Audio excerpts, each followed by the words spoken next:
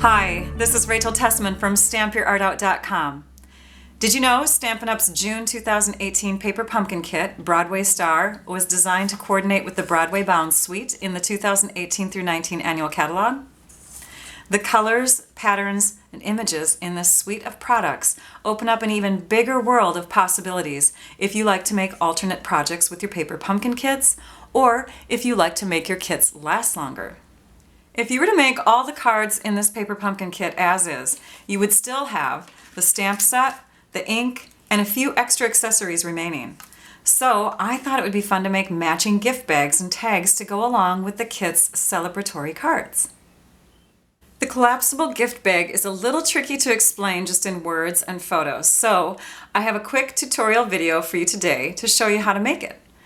I'm sharing photos of this bag and tag because it was one that I sent in to Stampin' Up! So that they could share it along with some other fun projects designed by my fellow demonstrators on their Facebook Live broadcast that aired on Tuesday, June 26th.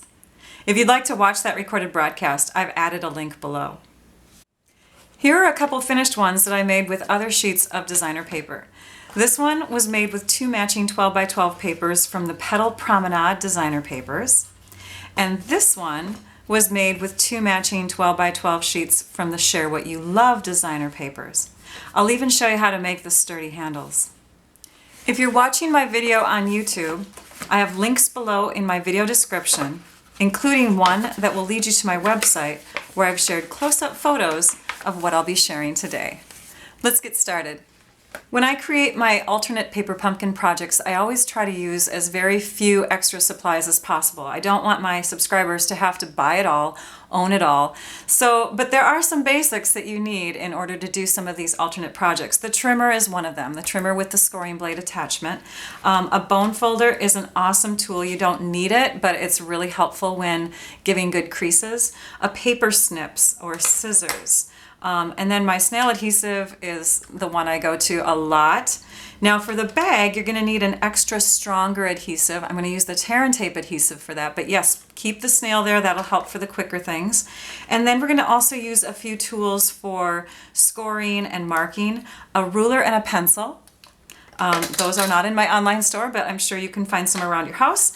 You'll also need a tool like this, like a stylus, or you could use the bone folder, the edge of your bone folder, along with a mat like our Stampin' Pierce mat that has a cushion on it. That will be helpful when we're scoring diagonals. A couple clips, and those could be clothespins or paper clips. I'm just using some clips that we have in our online store, fun gold little binder clips there. And then a 1/2-inch circle punch or a punch that's of similar size will be helpful when making some holes. You'll need a sheet of copy paper, a full 8.5 by 11 sheet, and then you'll also need some designer paper. And I'm recommending, if you're making your gift bag to go along with your paper pumpkin kit, the Broadway Bound collection. And here are the fun designs that come in there in that packet. Now two sheets, one of the designs, you get 2 sheets of everything, but one of them I used for the other bag that I sent into Stampin' Up! So you don't see that one here, but here are the other 5 designs. Again, 2 sheets of each, and I've cut down a couple of them already, so they're not full sheets anymore. We're going to use for this video the 2 12x12 sheets that are balloon designs. I chose these because they have a fun look, of course, but they also have a direction to them because I want to show you how to cut your paper and score your paper with direction in it. When we do the little fold down part, you can see you have a nice contrast as well. You want to have a good contrast between this design and this design so that they're not kind of too busy with each other. There is a paper in here that I thought didn't work too well for that. This one here, I thought the little dots kind of got lost up there unless you were to put like a black border underneath. When you lay that flat against there, white on white, it doesn't show off that paper too well. So let's go ahead and start by extending the arm on our paper trimmer. And we're going to use the scoring blades. I always mark my trimmer so that my scoring blade always says score on it. Now you don't want to do that with your cutting blade because this one gets replaced often, and that's, well, you could, but it takes a lot more time to keep labeling this one. But as long as you have your scoring blade labeled, I think you're good to go. We'll start with a crease at 1.5 inches. So you'll just line up the left edge, keeping this paper upright, and we're going to go ahead and score 1.5 inches from the 7.5 inch mark on up. And I like to start at the mark that I want it to end at and then go out away so that I don't accidentally go too far into my paper. So we're starting at the 7.5 inch mark, and if you see on your trimmer, here, let's zoom in a bit. So you can see on my trimmer that there are some marks there along this plastic handle, and you have the 7.5 inch mark right here. So let's go ahead and score. And then we're going to move it to the 3 inch mark. So the 3 is up here, and we're going to score all the way down, top to bottom. And then we'll move it all the way over to 11 inches. You can see the 11 inches over on this side, or you can use the marking on this side of your trimmer at the 1 inch mark, because it's 12 inch wide paper. So if you put your right edge of your paper at the 1 inch mark, this one should line up with the 11 inch. And you're going to go ahead and score that. Then you're going to rotate, and you're going to do 1.5 inches here all the way. You're going to move it to the 7.5 inch mark. So now we're using the arm of our trimmer, 7.5 inches, and we're going to score, but this time we're only going to score from the bottom to the 9 inch mark. And then we're going to score again at 9 inches, and that's going to go all the way across. We're going to set this aside for just a minute, and we're going to work on the other one, and we're going to do the same scores. So 1.5, starting at the 7.5 inch mark and going up, 3 inches, all the way, 11 inches, rotate, 1.5 inches, 7.5, but this time we're going to score all the way through, and then at 9 inches all the way through. And the reason why we scored all the way through at our 7.5 inch mark is because this area of the bag is what's going to collapse. This is going to cause the collapsing part on the back side of our bag. Now we're going to bring it back to the direction we started with, and we're going to go to the 3 inch mark again, and we're going to start with our cutting blade where the two scores intersect. So that will be at 9 inches. We're going to start at 9 inches, and we're going to cut downward. So we're slicing the score line that we created here. We're going to go to the 11 inch mark, or 1 if you're looking on this side, and do the same thing. Start at 9 and slice downward. So now we have 2 long cuts here. Now you could do that with a long-handled scissors, but I find it's easier and I get a straighter cut when I do it with my trimmer. Do the same thing on the other paper.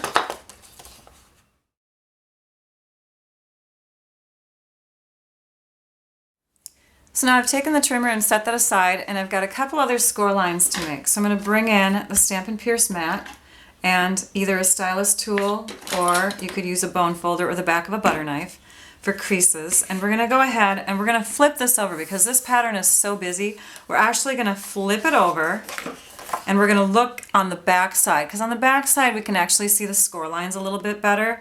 They might be hard to see in this lighting, but we have the one that went down to the 7.5 inch section there, and it's meeting up with the horizontal line. So we're going to start at that spot, and we're going to bring a score line down to where our cut line starts and over to this edge. So you can see we have a 3x3 section on the bottom piece here, and those 2 corners are going to meet diagonally up with that mark.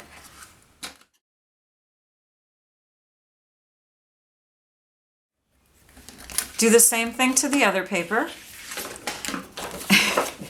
And now I have to admit that I'm human, because I did my first score line, not sure if you noticed that. I did my first score line wrong, so I had to place a second score line on here, and I'm crossing my fingers that we're still going to have a bag that comes together the right way. So yes, I made a score line initially at 1 1/4 instead of 1 1/2. Silly me. All right, so now that we have those in there, I'm going to show you a pattern sheet. The pattern sheet, if you're looking at your paper again this way, is this here. So you can see we have the score lines 1 1/2, just starting at the 7 1/2 inch mark and going up. Then we have 3 inches, then we have 11 inches, or 1 if you look at it from this side. We turned it, we scored again at 1 1/2, 7 1/2, and 9. And on this one, this would be the one that goes to the back side of our bag because we scored all the way through. On the other one, we only scored up through this section here. And then we added these 2 score lines, and that is going to help us to collapse the bag as well. Now we need to make some little cuts, and you can see that the cuts go kind of angled, and that just helps us so that we don't have to worry about edges sticking out on the sides. And I do have up here the words optional. Those are optional score, that's an optional score line at the top, and that is just in case you don't want your bag to have that extra little lip that comes over like that. If you want to have an extra tall bag, then you can just leave that score line out of there. So in this piece, I've already done my cuts, and I've already done some folding. So you can see the bag, how it's going to come together. Let's go ahead and do that in this one. Now I got this pattern idea, except she didn't add the little lip at the top here, but I got this pattern idea from fellow crafter and blogger Samantha Clayton. I have to give a shout out to her. Thank you so much, Samantha. She is from Mixed Up Craft, and I was just floored by how awesome this bag was. I had to do it. Had to share it with you all. So you can see where I'm cutting, and you can see that pattern below me.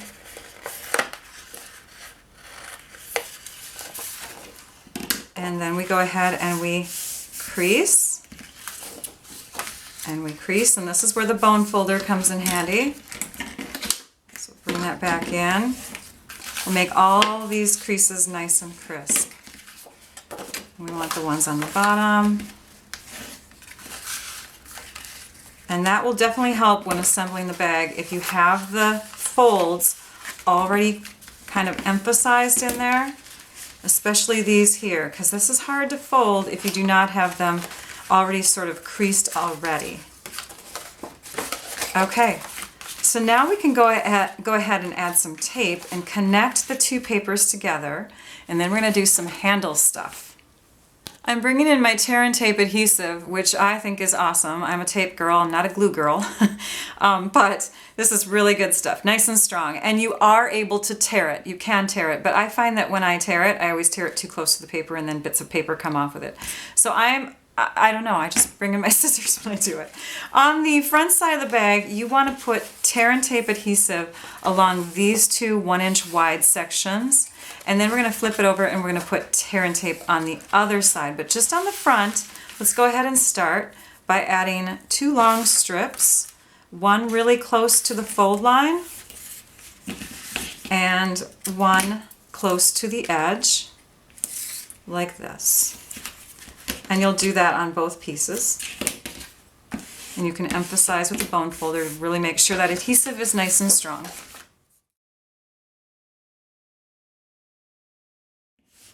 The bone folder burnishes or puts pressure and stuff like that, really makes the tape bond to the paper. Okay, we're going to flip it over, and now we have to decipher. We have to figure out which one is our front and our back of our bag. And you can see that extra crease right through here.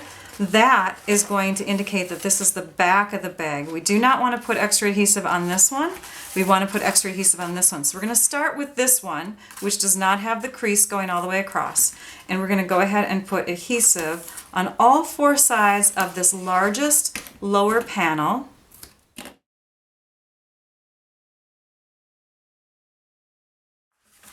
And then on both of these, you're going to put some adhesive here and up here.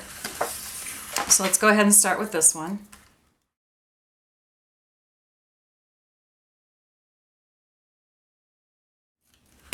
So if you just remember adhesive towards the crease and adhesive on the edge, then that will really help. Let's go ahead and press those.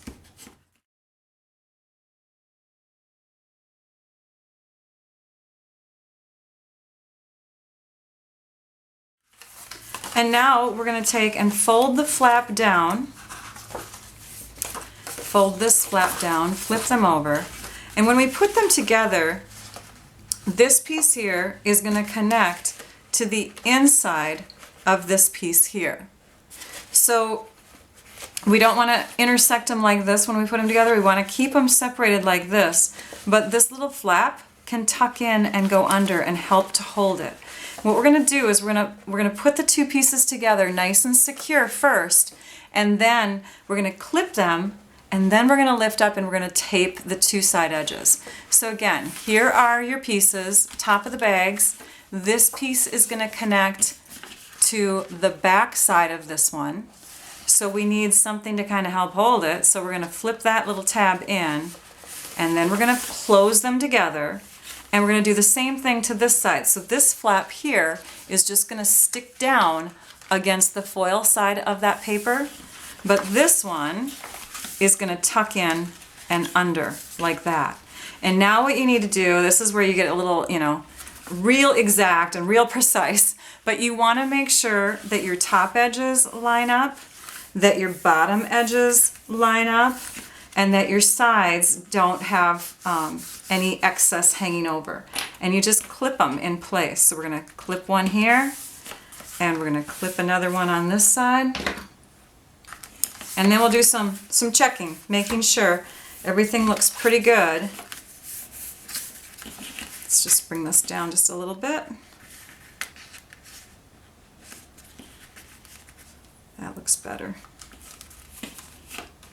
Okay, now let's go ahead and take this away and stick it over here, and we're going to undo this little section of the flap, and we're going to fold this over like that.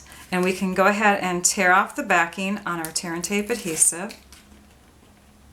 And if you keep it all flat like this, it's not going to get out of alignment. And then you just bring it down like that and give it a good rub. Now don't tuck this one over and adhere it yet. You're going to keep that one outside of it. Flip it over. Let's do the same thing to the other side. So take that tab out of there, crease it this way, peel off the backing, and stick it down. And here's where you can, again, use that bone folder to help put pressure on. We can take these off now. And now we get to do some fun measuring for our handles. The handles are oh so fun. So let's bring our little ruler in here. So we have a section here that is about 11 inches wide if you're not including the tab. But if you think about how the bag is going to come together, you can see it's not really an 11-inch section. Okay, it's a little bit smaller. So it's 8 inches instead from here to here. So we want to just keep in mind this to this, and we're going to mark on our bag with just a little tick mark 2 inches from the end here and 2 inches from the 8-inch mark where that score line is, this direction. Flip it over, do the same thing. Now we'll grab our little hole punch. I have the 1/2-inch circle punch.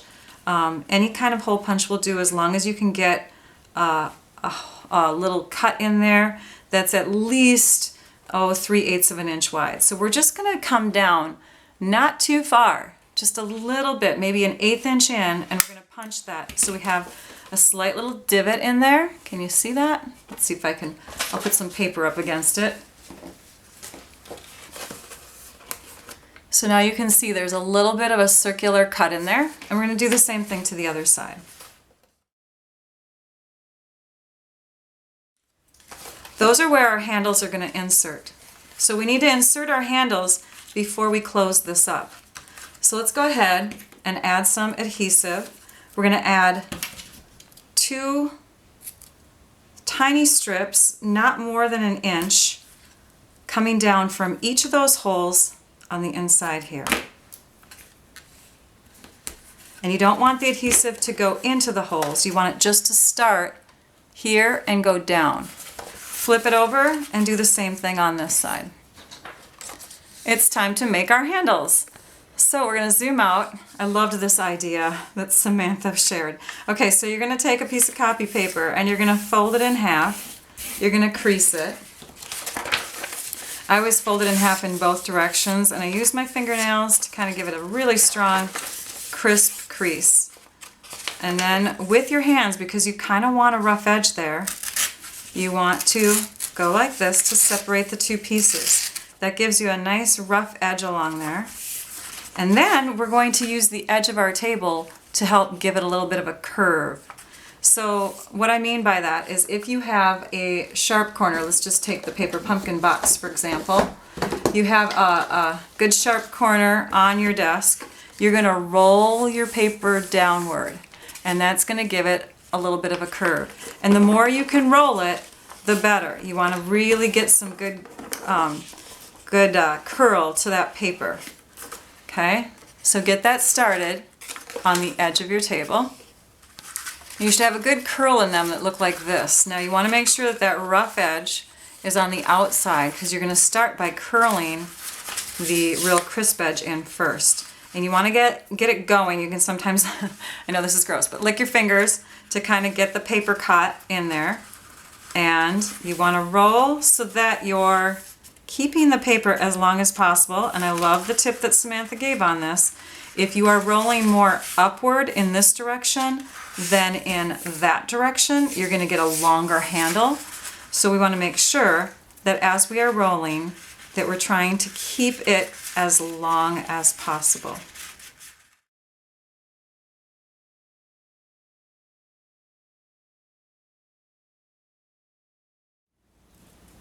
So you want to have it at least 11 inches, hopefully close to 12 inches. And if that didn't happen, you can unroll it and re-roll it. And if it's not tight enough, you can unroll it and re-roll it, because you want to have it super, super tight.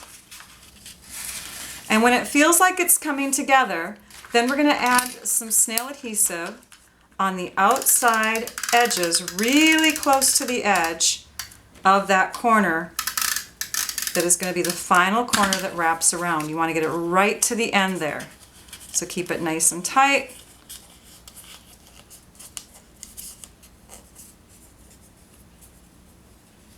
And now we're good. Now this little end here, we're going to keep that on the inside as we flatten this out and give it a good shape. So we're going to flatten it and we're going to shape it. And I like to come in with the bone folder to help flatten it. And then come around like this. You can even use the bone folder to curl it. But you want to get a good U shape in there, and then you also want the handles to curve like this as well. So we want this to go in like that. So when you bring it around, you want to make sure that you're really manipulating it to curve that way.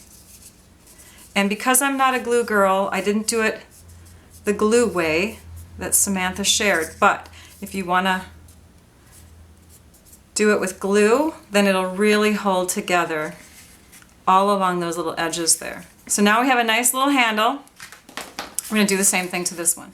So our handles are ready, and now we're going to go ahead and insert them into the holes of our bag by going underneath here and sliding them through. So let's go ahead and take the tear and tape adhesive backing off. And you want to make sure that when you're putting your handles in, that the curvature right here is still straight up and down, and the handle comes in like this. You don't want to have it flipped this way. It'll be much more comfortable on your hands to hold the bag if it's this way instead of upright like that.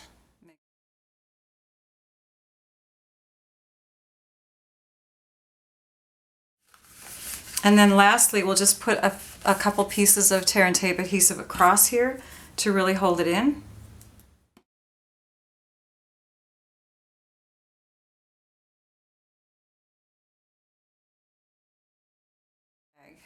So let's go ahead and tuck in one of our flaps. We'll remove the adhesive backing.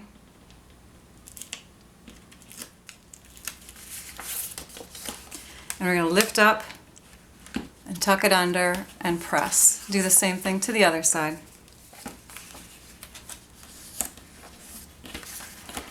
And now we're going to go ahead and bring it into our bag shape. And before we collapse it, we want to go ahead and secure the bottom. So now this is the front of the bag. You can see there's no creases here. And it's also the area where we have some tear and tape adhesive. So that's going to flap to the back so we don't have that edging of paper along here. So that means we have to start with this back piece here. We have to flap that in like that. So here's the creased side.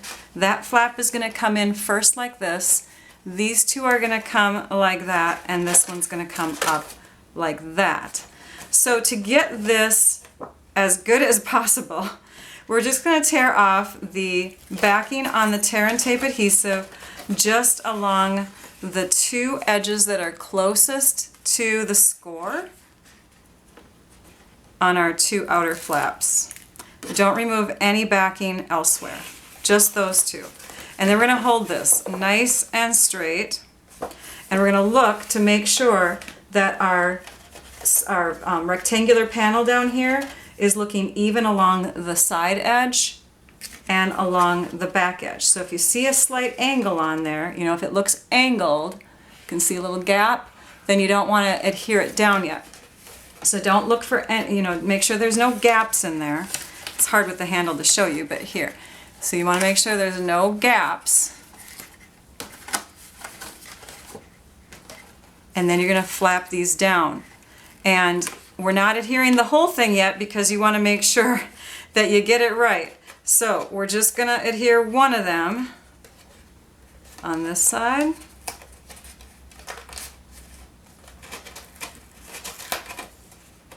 And one on this side. Making sure everything's squared up as I bring my two flaps together here.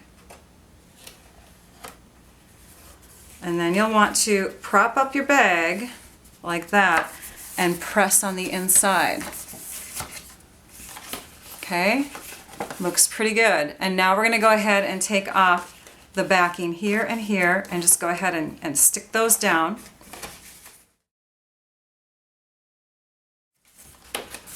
And the bottom flap should be all lined up when we stick it down on the bottom here. Okay? It's the hardest part of the bag, I promise you.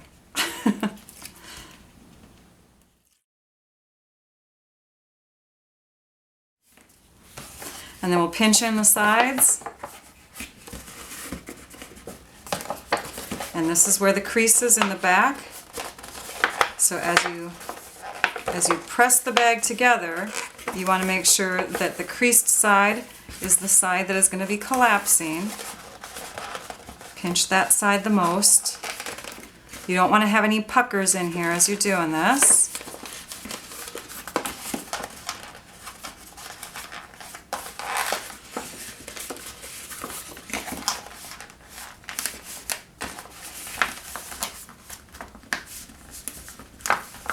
And then you'll just give everything a really good crease with that bone folder again.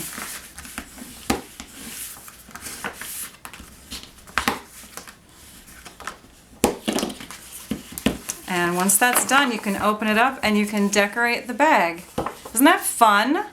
So I'm going to come back and show you a fun little gift tag that I made and how I added it to the bag. So here's the extra little gift tag that I made. I added some of the black satin ribbon, and of course the twine from the kit holds the tag on. I punched a hole with the 1/8 inch circle punch. The cardstock came from the Broadway Bound collection of cardstock. I used the Lemon Lime Twist and the Melon Mambo colors. This was an extra sticker that would have been left over if you did the cards as is. An extra strip, some stamps on there, and then I added some gold pearls from the gold and silver little pearl accessories that you can get in that suite as well. So lots of fun items that you can get that coordinate with that paper pumpkin kit. You can make so many fun things, and I hope that you'll consider making some fun gift wrapping accessories to go along with those cards. Maybe even one of these collapsible bags. Thank you for watching. It builds creativity to think outside the box. Be sure to subscribe to my YouTube channel so that you can catch more paper pumpkin videos that I've shared using past kits and more that I'll share with future kits. Also, be sure to visit my website at stampyourartout.com so that you can view close-up photos of this fun gift bag, see photos of other paper pumpkin kit ideas, and see many other great ideas that I share using Stampin' Up! Products. If you're watching my video on YouTube, look for links in my description below. And to receive some extra exclusive paper pumpkin project ideas, get your subscription started with me as your demonstrator. I hope you enjoyed this video tutorial. Now I'd like you all to go and stamp your art out. Bye-bye.